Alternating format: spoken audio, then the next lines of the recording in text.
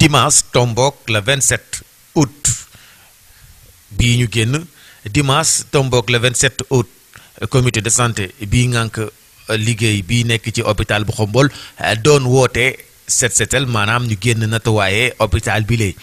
bi 11h jotee jàpp midi nag nemmeeku na ni mbooloo mu bari teewu fa waaye teewut am na nit ñu farlu ñoo xamante ni jóg nañ ngir nag daal di ànd ak ka nekk ca bopp ba di wuyoo ci turu Amath Diagne Diop ngir amal liggéey boobule waaye lañ ca gën a nemmeeku nag mooy mbooloo ma taxu koo demee noonu kii nekk ci bopp bi nag di Amath Diagne Diop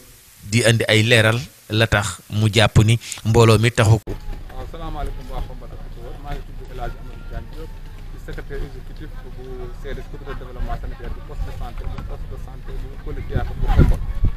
waaw ndaje mi nag li ko waral mooy dañuy def benn journée d' investissement humain maanaam organiser ab set setal woo ci nit ñi ngir ñu jàpp ci kenn ku ci ne naka mën nga jàpp ci soo xoolee sama ginnaaw nit ñaa ngi si ginnaaw di bay ak yooyu xañ na peut être li waroon ñëw ci mbooloo ñëwul peut être am na raison yu bëree tax ñëwuñu peut être loolu moom explication nit kenn mënu ko joxe explication ci problème mais hypothèse ngay joxe xañ na ci ñoo xam ne dimanche bi la am na ci ñoo match Sénégal tam joué na ci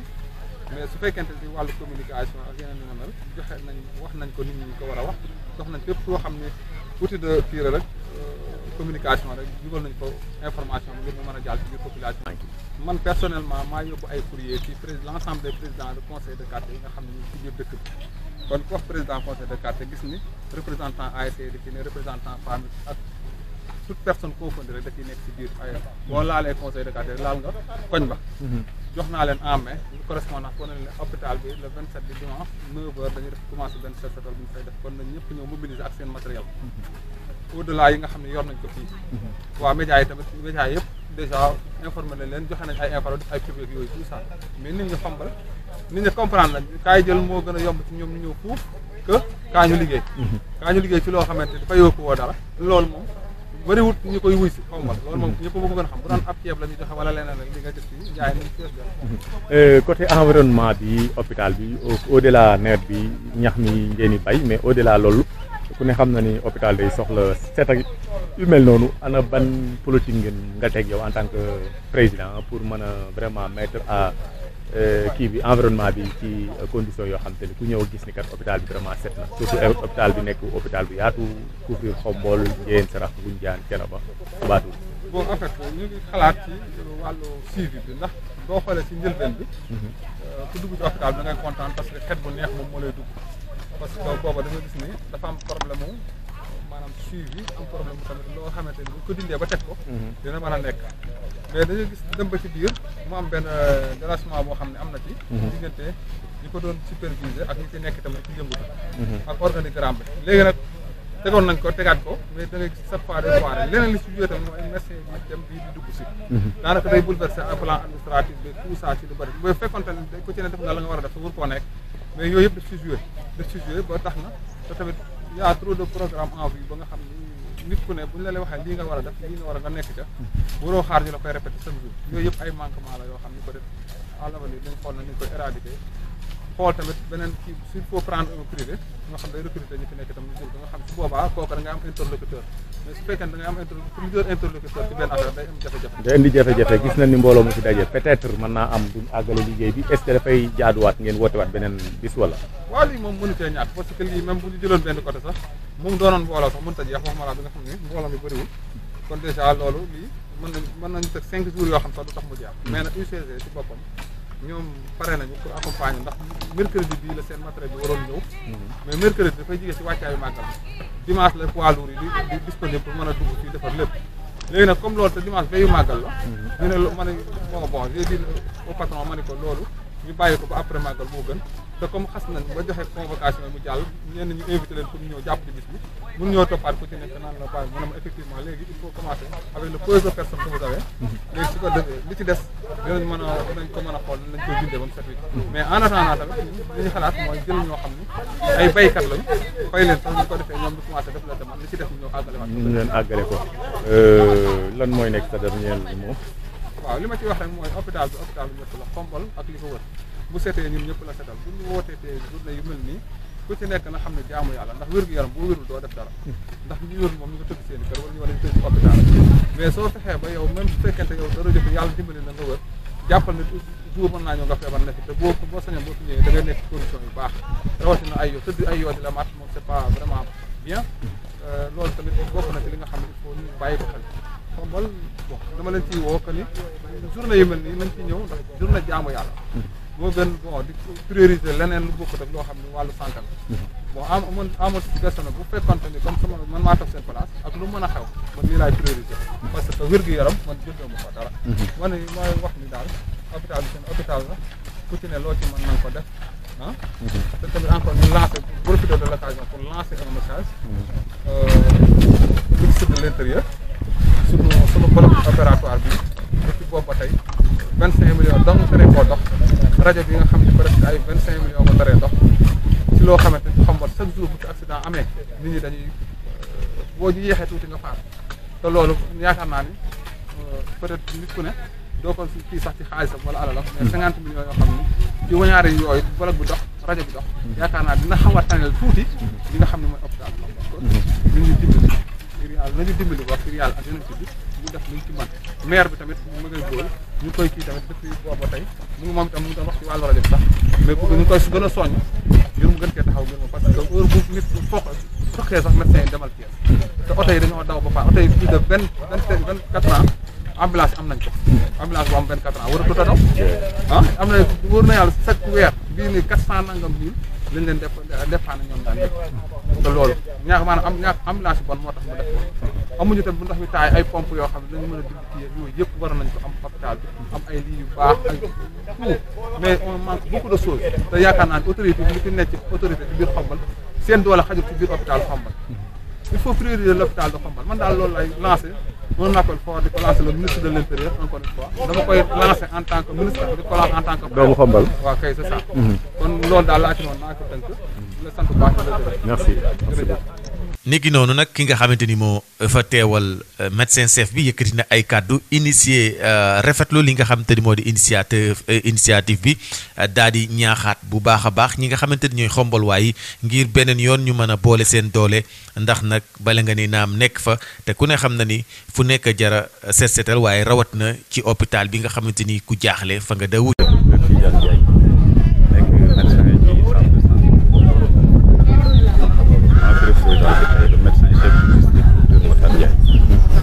gis nañ ni tey ñu ngi woote woon fii ci hôpital bi ngir amal ay setal ginnaaw bi nu wootee ba nit ñi ñëw yéen ñi nga xamante ni yéen a fi nekk en tant que ay médecin nan ngeen gisee mobilisation bi ak tamit ban yëg-yëg ngeen ci am ci nettoyage bi nga xamante ni moom lañ def fii. waaw d'abord dañuy saluer initiative bi di féliciter ñi nga xam ne ñoo jot a participer ndax ne xam na ne période hivernale lañ nekk et que c'est une période qui est propice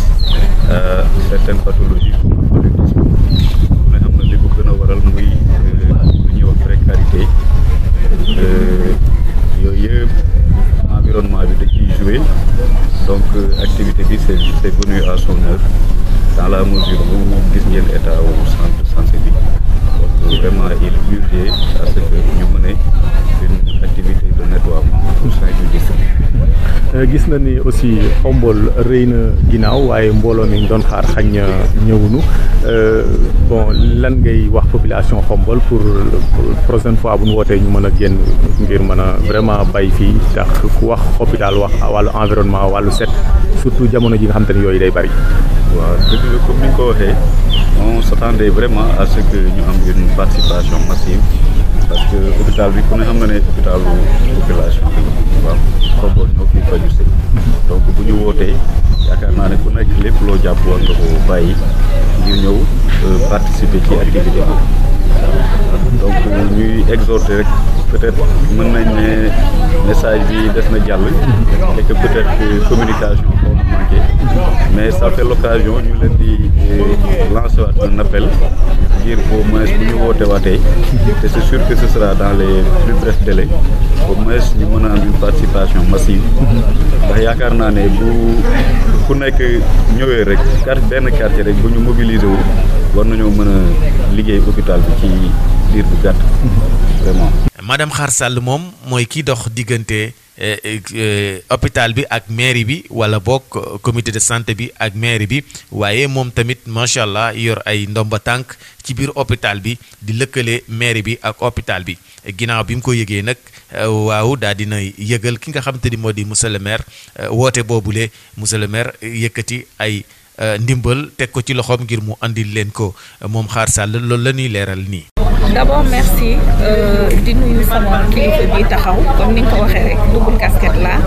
en tant que agent de la santé maa ngi koy féliciter di ko nuyu di wax taxawaayam depuis ce matin ba léegi mu di ñu accompagner même aussi le médecin chef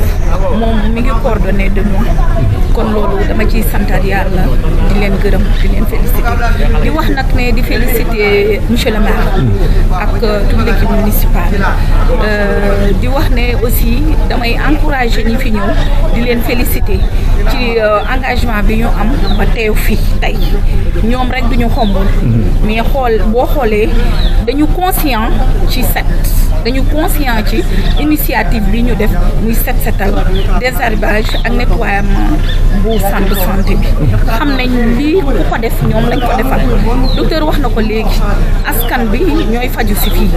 bu setee askan bi ça sera bénéfique pour askan bi leneen bu ci amee itam noonu surtout période bi ñu ne ku ne xam na ne bu tawee ñax day jóg te ñax bu jógee yoo am te yoo bu amee dañ ne faju te ñun dañuy dañu jël loo xam ne mooy li ñu jiital suñu kanam la prévention aar suñu sañoon dañuy aar ñëpp ba nga xam ne kenn du feebar lu mel ni sibbiru loolu moo tax ñuy takkaloo moustiquaire di moytu yooyu mais bu ñu koy digle fii mel nii day yéeme te nag ñun rek suñu loxo mënu ci en tant que prestataire foofu laay waxee moo taxoon nag initiative bi ñu jël ko biñ ko jëlee nag c'est le CDS de passage ma koy saluer c'est une très bonne initiative en tant que secrétaire exécutif mu jël ko nag bi mu ko jëlee boo xoolee nag ku ne di nga yéene mais une activité dañ ko war a planification bi je pense que moo xaw a am tuuti sooxe de telle sorte que mobilisation bi xaw a des yéene na nag woote na itam joxe na ay enveloppe ak yooyu wax na ma ko ñun nag en tant que maire bërki démb lañ ko yëg ma woo madame la maire ku ne xam na ne monsieur le maire nekkoon fi mais ñun moom équipe municipale mu nekk day continuité day am loolu madame la maire réagir promptement wax dëgg si yaay avec un appui de passage ma koy saluer ndax mënoon na ne xat na gàtt na te bi ma koy woo mi ngi jóg dem ci dëkk vraiment mu réagir répondre joxe un appui financier ñu remettre ko parce que loolu mooy suñu taxawaay itam en tant que ñoo xam ne askan moo leen fi teg lii ñun ñoo ko waroon def mais comme dañ koy def aussi dañ ciy ànd moo tax aussi sama teewaay ñëw di leen accompagner du début à la fin comme niñ ma ko waxee comme niñ ko war a doxalee aussi di wax nag ne ñu def un appel à tous les Khombolois même ba ci environnant parce que du Khombol rek mooy fii c'est un centre de référence même ñi koy dégg sax ci village environnant yi war nañu mën a ñëw def seen participation ci liggéey bi kon nag Khombol bu fi ne dama jëlale les associations sportives les groupements féminins les comités de quartier conseil de quartier dama ne la fu nit toll fu nit bonne volonté fu ñu toll war nañu ñëw apporter leur touche